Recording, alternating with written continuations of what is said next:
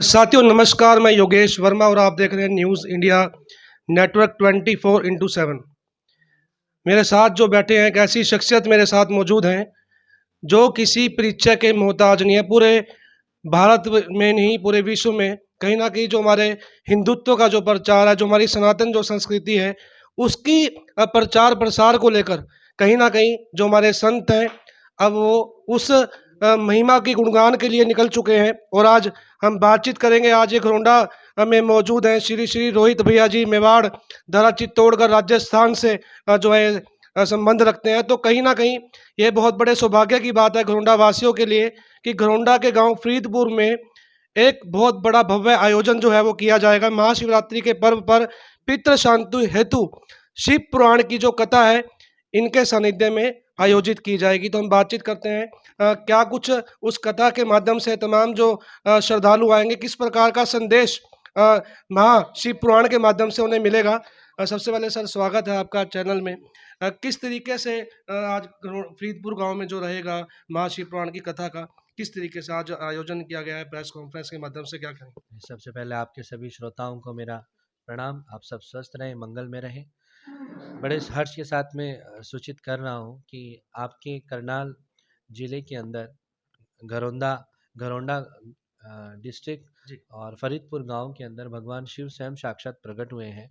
और निश्चित तौर पर एक बड़ा सुंदर संदेश समाज के अंदर फैल रहा है कि करनाल को तीर्थ बनाना है। करनाल को तीर्थ बनाना है, फरीदपुर में भगवान के दर्शन करने जाना है।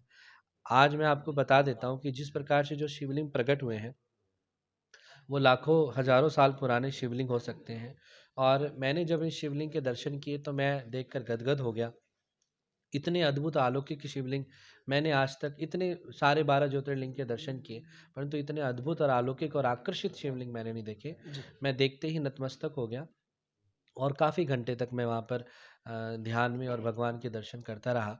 तो उस समय मेरे मन में भाव आए कि इन शिवलिंग के बारे में प्रत्येक, केवल करनाल ही नहीं, पूरे भारतवर्ष में जानकारी होनी चाहिए, ताकि सभी इस शिवलिंग के दर्शन करने के लिए करनाल जिले में घरौंडा तहसील में और फरीदपुर गांव पहुंचे और भगवान का दर्शन करें। जिसके उपलक्ष्य में हम लोगों ने शिवरात्रि का पावन अवसर जानकर यहाँ पर शिव महापुराण कथा करने का एक निर्णय लिया, जिसमें भगवान ने हम पर कृपा करी। और इस कार्यक्रम को निश्चित तौर पर 16 फरवरी से 26 फरवरी के बीच में किया जा रहा है। बड़ी अलौकिक और वैज्ञानिक धरातल की ये शिव महापुराण रहेगी, जिसके अंदर आपको वैज्ञानिक तर्क प्राप्त होंगे। और चाहे युवा वर्ग हो, चाहे बुजुर्ग हो, चाहे माताएं, जो भी हो, जिनको भी धर्म के प्रति कोई भी संशय होगा, इस कथा में आने पर उन्हें जितने भी संशय होंगे समाधान अवश्य रूप से प्राप्त होगा। और सभी जितने भी क्षेत्रवासी हैं, मैं निवेदन करना चाहूँगा उनको कि एक बार आकर उस शिवलिंग के दर्शन करें, उस शिवलिंग को देखें, समझें, तो आपको कहीं पर भी उधर भटकने की आवश्यकता नहीं पड़ेगी। अगर आपके जीवन में किसी प्रकार से कोई कार्य नहीं हो रहे हैं, आप इस कथा के अंदर आइए, भगवान शिव जी के दर्शन कीजिए। और कथा और भगवान का दर्शन करने से तो अपने आप ही आपका जीवन मंगलमय होना ही होना है। निश्चित तौर पर आप शिव कथा में पहुँचे। तो फरीदपुर गांव में शिवलिंग की आपने देखा, कहीं ना कहीं बहुत प्राचीन शिवलिंग, वो जो कान में से जिसकी उत्पत्ति कहीं ना कहीं निकला था, वो तो काफ़ी ऐतिहासिक जो है वो नगर भी रहा होगा कभी अपने समय में कि जहाँ से वो शिवलिंग की प्राप्ति हुई। अब उसी स्थान पर महाशिवरात्रि का ये पावन पर्व है। उसी स्थान पर जो है पौराणिक जो है महाशिव पुराण जी की कथा का जो है गुणगान होगा। तो कितना महत्व मानते हैं इन तीनों की जो केमिस्ट्री है, किस तरीके से। नहीं, बहुत ही सुंदर है। देखिए, जी। भगवान शिव का प्रकट होना, शिवरात्रि का होना, जी। उसके साथ में भगवान शिव के ही अवतार आदि गुरु श्री शंकराचार्य अभिमुक्तेश्वरानंद जी का आना, जी। जी। और यहाँ देश विदेश से जो लोग यहाँ पहुँचेंगे उनका आना, तो निश्चित तौर पर केवल फरीदपुर ही नहीं, फरीदपुर तो धन्य हुआ ही हुआ है, फरीदपुर के साथ में पूरा करनाल जी। जिला, घरौंडा जिला, पानीपत, जितने भी आसपास के क्षेत्र के लोग हैं, कुरुक्षेत्र, वो सब लोग धन्य हो गए। और ऐसा अद्भुत एक नज़ारा होगा वहाँ पर जो आज तक कभी किसी ने देखा नहीं होगा। आपको लगेगा तीरथ तीरथ का एक फल संत मिले फल चार, सतगुरु मिले अनंत फल कहत कबीर विचार। आप जब वहाँ पहुँचेंगे तो आपको लगेगा कि आप निश्चित तौर पर एक बहुत बड़े तीर्थ में पहुँच गए हैं। निश्चित तौर पर ये एक महाकुंभ का रूप लेगा। जी। तो कहीं न कहीं महाशिवरात्रि के पर्व पर ये पितृ शांति हेतु ये मेंशन किया हुआ है, पितृ शांति हेतु। तो कितना जो है पितृ शांति हेतु कितना जो है ताकत, कितनी जो है पौराणिक जो है मान्यताएँ हैं अगर हम बात करें, शिव महापुराण को लेकर, जी। ये पितृ शांति का जो ये जो जिज्ञासा रहती है, किस तरीके से? जी देखिए, ये महादेव, देवों के देव महादेव हैं और इस समय जो सुंदर मुहूर्त और काल चल रहा है, जी, उसके अनुसार जो भी लोग, जिनके भी जो पितृ हैं, जो भी अपने पितरों के निमित्त कथा का श्रवण करवाते हैं, जी, कथा करवाते हैं या दान पुण्य करते हैं और इस शिव महापुराण जो 11 दिन का रुद्र होता है जी, जी, और भगवान महादेव तो वैसे ही कालों के काल हैं जी, कि जो भी मृत्यु को प्राप्त होता है, वो निश्चित तौर पर भगवान के चरणों में या वैकुंठ जाता है। तो केवल महादेव और वैकुंठवासी भगवान श्री कृष्ण हैं जो महादेव कभी गंगा के माध्यम से और भगवान विष्णु कभी भागवत के माध्यम से आपके पितरों का कल्याण करते हैं। आपको ध्यान है जैसे भागीरथ के पितरों का कल्याण किया था, उसी प्रकार से महादेव आपके भी पितरों का कल्याण करेंगे और आप इस कथा के अंदर जो सम्मिलित होंगे और जो भी जजमान बनेंगे, वो गौशाला अध्यक्ष, करनाल गौशाला अध्यक्ष जी, जी, महेंद्र जी लाला, गरुड़ा से। हाँ, गरोंडा से जी, जी, महेंद्र जी, आगे पूरा नाम है महेंद्र महेंद्र जी जी। गर्ग से आप संपर्क कर सकते हैं और इस कथा में सम्मिलित हो सकते हैं तन, मन और धन से। गुरुजी एक हटके पे थोड़ा प्रश्न है, पूरे देश के अंदर संत प्रचार कर रहे हैं, कहीं न कहीं नकारात्मक राजनीति का ये दुर्भाग्यपूर्ण स्थिति है कि नकारात्मक राजनीति के जो लोग हैं, कहीं न कहीं बदनाम करते हैं, कहीं न कहीं ऐसी धारणाएँ जो हैं, तो क्या चेतावनी देना चाहेंगे? कहीं न कहीं आप लगातार जो है अपना संघर्ष करते रहते हैं, योग जागरूक करते रहते हैं। जी देखिए, जी, जो लोग धर्म के बारे में कोई भी टिप्पणी करते हैं जी, या ये कोई भी ये कहता है कि मुझे धर्म के बारे में जानकारी है, तो उससे पहले उनको ये निश्चित तौर पर जैसे डॉक्टर डॉक्टरी की पढ़ाई करता है और एक सर्टिफिकेट लेता है, जी, उसी प्रकार जो भी धर्म की चर्चा करना चाहे, धर्म के बारे में कहना चाहे,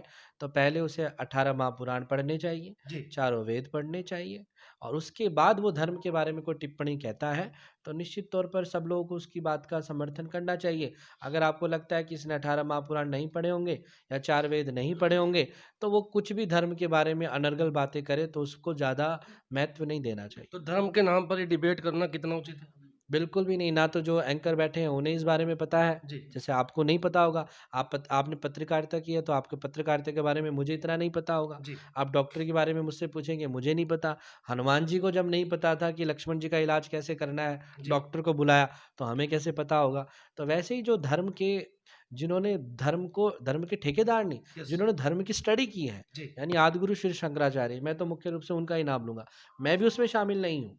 मैं भी सिर्फ़ उतना ही बोलता हूँ जितना मैं आपको एक प्रमाण देख सकूँ एक पुराण में से, कि मैं अगर ये कहता हूँ कि महादेव, देवों के देव महादेव क्यों कहलाते हैं, तो मैं इसका प्रमाण आपको शिव महापुराण में दे सकूँ, मैं उतनी ही बात कहूँगा।